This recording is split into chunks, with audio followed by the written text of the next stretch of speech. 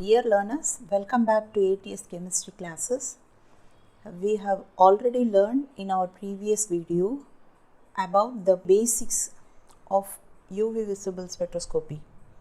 In this session, we will learn how to calculate the lambda max calculation for organic molecules empirically. The calculation can be done by following certain rules given by Robert Burns Woodward and Louis Fischer.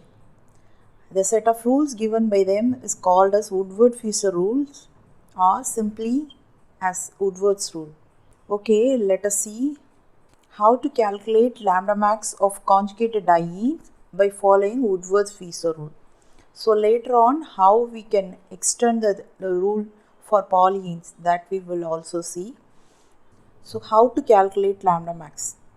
So actually in general, so they calculate the lambda max by giving the base value for the chromophore and then to that substituent contribution and other contribution will also be added. So it's something like chromophore and oxochrome concept. So according to Woodward's rule, the lambda max is the sum of base value plus substituent contribution plus other contribution. The base value depends upon the type of diene, whether it is linear diene or cyclic diene or homoannular or heteroannular diene. So the chromophore, that gives the base value. See here, it's something like adding the base value which is given for the basic chromophore and the addition is for the various oxochromes. So the UV spectrum of ethene has a lambda max absorption at 171 nanometer. The two conjugated double bonds 1,3-butadiene has the maximum absorbance at 217 nanometer. So that is redshifted. Due to conjugation, it's redshifted. That we have already discussed in our previous video. So if you carefully look at the set of spectra of organic compounds, we can see the variation in the structure of the compound that will be reflected in the spectra as well. So let us start with dienes. So there are various types of dienes. So they are acyclic conjugated diene and then cyclic diene. In that we have two types, homoannular and heteroannular dienes. Polyenes are a different case, so that we have to follow different types of rule. So that we will discuss later.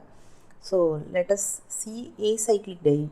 It can be either trans or cis, as there is the possibility of rotation with respect to the C2-C3 bond. However, the stability of trans is more than cis. Hence, it exists in transoid form. So normally, acyclic diene will be existing in trans form. In a cyclic conjugated double bond, so like for example 1,3-cyclohexadiene, where the cyclization needs the cis conformation. So there it will be existing in cisoid form. So the lambda max will also differ in that case. For acyclic diene, the base value is going to be 270 nanometer, whereas in cyclic system where we have cis form, so that will increase the energy of the system, but the excited state energy will remain same. So the energy required for transition will be decreased, so lambda max will be increased. So for that type of cis form, the value is going to be 253 nanometer. So next one is cyclic diene. So here we have two classification, homoannular and heteroannular diene, based on the double bond, how it exists, whether it is in the same ring or in different ring. Homoannular conjugated diene. So if the conjugated double bonds are in the same ring, then they have cisoid configuration. This cisoid configuration, as I said earlier, will create strain in the molecule. Thus, the energy of ground state is increased. However, the energy of excited state remains unchanged. Hence, the energy required for transition is lowered. This leads to a redshift in the spectrum.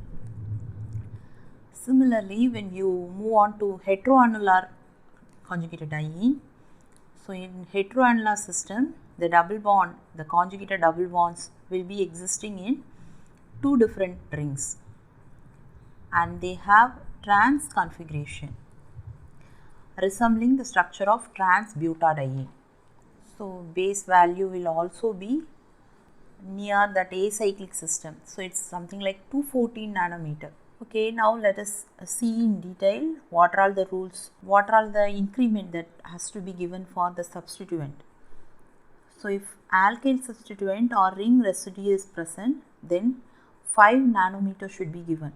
So for extended conjugation, if we have additional double bond that is also conjugated with the base conjugated diene, then 30 nanometer should be given as the increment. For exocyclic double bond, we have to give 5 nanometer. So what is exocyclic double bond? So if the double bond is projecting outside the ring, then it is called as exocyclic double bond. So you also have something called as endocyclic double bond. So if the double bond is present inside the ring, then it is called as endocyclic double bond.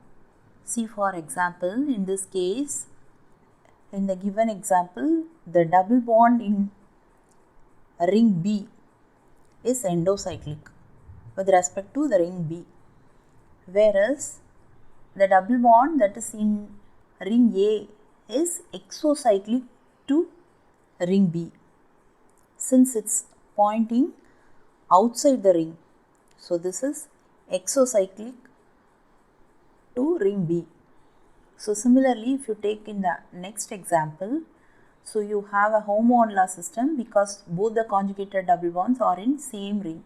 So here you have two double bonds in ring B. So both are exocyclic with respect to ring A. So you have two exocyclic double bond here. So like that you have to consider and include the increments. Then if the substituents like OR that is present, then we have to give plus 6 nanometer as the increment. If acetyl group is present, we don't give any increment at all. But if thioether that is SR group is present, then plus 30 should be added. If chlorine or bromine is present as the substituent, then we have to add 5 nanometer. If NR2 that is the amino group that is present, then 60 nanometer should be added. So by following and applying these rules, we can determine the lambda max for conjugated dienes. Sometimes if a compound has both homoannular and heteroannular diene system, we have to consider the homoannular as the core chromophore and other should be considered as the extended conjugation. So that you have to remember. So let us see few examples. So in the first one, it is a acyclic system, acyclic conjugated diene. So hence base value should be given as 270 nanometer. Then you have to consider the alkyl substituent. So how many alkyl substituents are there? Here you have 1, 2 and 3.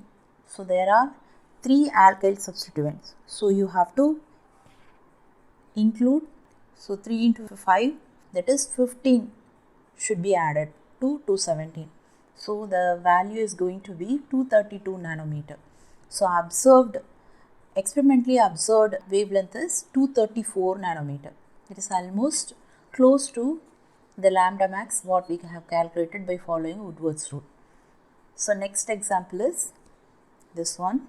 So this is a homoannular system. So homoannular cyclic conjugated system. So base value should be given as 253 nanometer. Then you have to include alkyl residue or ring residue. So totally if you calculate, you have 1, 2, 3, 4.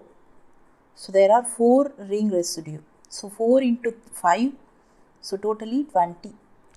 Here you also have exocyclic double bond. So remember that you should never miss this exocyclic double bond. So normally we do mistake in that finding exocyclic double bond. So here if you consider that exocyclic double bond, you have to add 5 nanometer into it. So the totally 278 nanometer for this compound. So next one is this one. So it is heteroannular system. So the base value is 214 nanometer. So how many ring residues are there? Just calculate 1, 2 and 3. So 3 into 5, 15. Then exocyclic double bond is there. So adding all, so you are getting 234. Experimentally observed value is 235. It's almost exactly same as what we have calculated by Woodward's rule. So next example. So here again you have base value as 214 nanometer because it is a heteroannular system. So calculating the alkyl residue. So there are 1, 2, 3, 4, 5. So 5 ring residue. 5 into 5, 25. So how many exocyclic double bonds are there here? So you have one here and here this double bond is not exocyclic, it is endocyclic. So considering the other double bond which is exocyclic with respect to both the ring, so you have to consider 2 because it is exocyclic with respect to this 6-membered ring as well as this 5-membered ring. So totally there are 3 exocyclic double bond. So 3 into 5, 15. So you also have one additional double bond, so that is extended conjugation. So that 30 should be given for that. So totally 284 nanometer. Clear? Okay, let us move on to the next example. So this is homoannular system. So the base value it's going to be 253. How many ring residues are there? So you have to consider only the conjugated system. So what are all the substituent that is present only in that conjugated system, that should be calculated, not the other substituents at all. So you are least bothered about what is attached to here and all. So base value is 253, ring residue is 4 into 5, 20. So exocyclic double bond is also there. So including that, you are getting 278 nanometer for this compound. So observed value is 275. So like that, you can apply these rules to calculate the lambda max for any conjugated system, whether it is acyclic or homoannular diene or heteroannular diene. So whatever is that, so you have to take that particular base value and add the other increments to get the exact lambda max for that system. Okay, next one is polyene. For polyenes, we have to follow Fischer-Kunz rule. So what it says is that if the compound has more than 4 conjugated double bonds, then we can't apply Woodward's rule. So you have to go for Fischer-Kunz rule. So according to that, lambda max can be calculated by using this equation. So 114 plus 5x plus y into 48 minus 1.7y minus 16.5 r endo minus 10 into r exo. So what are all these parameters? So x is the number of alkyl substituent, y is the number of conjugated double bonds that is present in the molecule, r endo is number of rings with endocyclic double bond, r exo is number of rings with exocyclic double bonds. So if you know all these parameters, these 4 parameters, then we can apply that and calculate the wavelength of maximum absorbance, that is lambda max value for polyenes also. You can also calculate the epsilon max value, that is molar extension coefficient. Epsilon max can be calculated by applying this equation 1.74 into 10 to the power 4. So epsilon max is maximum absorptivity. Y is number of conjugated double bond. So let us take that example again, the beta carotene.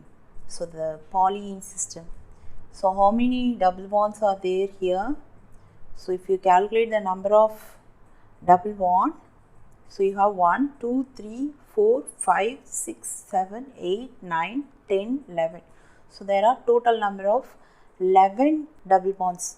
So Y equal to 11 here. So how many alkyl substituents are there?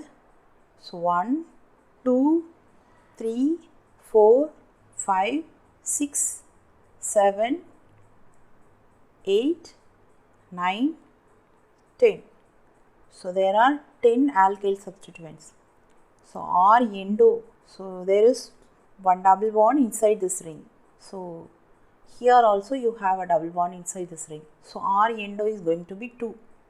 So there are 2 rings with endocyclic double bond. So R exo is there here? No. No double bond is pointing away from the ring. So that means R exo is 0. So applying this in the equation, lambda max is going to be 114 plus 5 into 10 plus 11 into 48 minus 17 into 11 minus 16.5 into 2 minus 0. So it's going to be 453.3 nanometer. So lambda max for this molecule is going to be 453 nanometer. So epsilon max is going to be 1.74 into 10 to the power 4 into 11. So what is the value? 19.14 into 10 to the power 4 per mole per centimeter. So this is how you have to apply Fieser-Kunz rule for polyene system. So okay, I hope you can calculate the lambda max for any conjugated system by applying Wood's rule or even polyenes by following Fieser-Kunz rule. If you take CSIR problems, so in June 2011, this question was asked. The absorption at lambda max 279 nanometer in UV spectrum of acetone is due to which transition? Lambda max 279, here epsilon max is given. So epsilon max is 15. So it shows that it's a forbidden band. In acetone, forbidden band means it is due to N to pi star transition. So the answer is B. Sometimes questions will also be asked like this.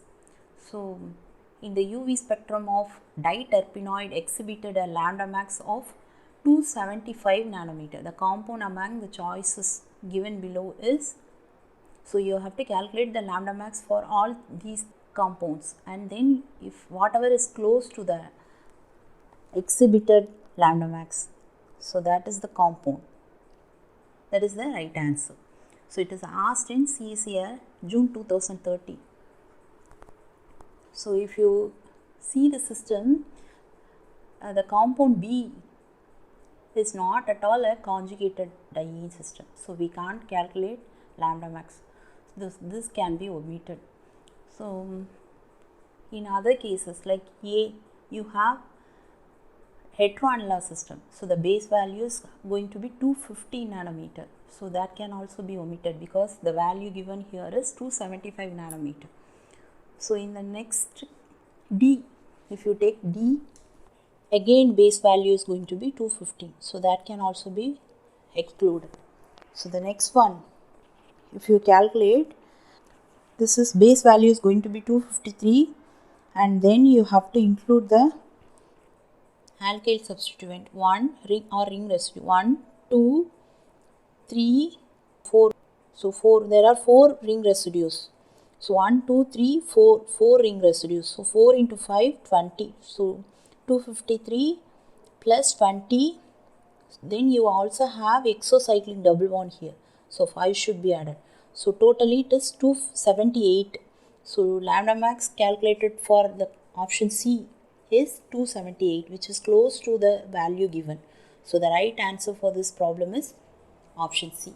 So like that you can approach the problem if it is related to Woodward's rule. In the next video, we will calculate the lambda max for alpha beta unsaturated ketones. So until then, happy learning.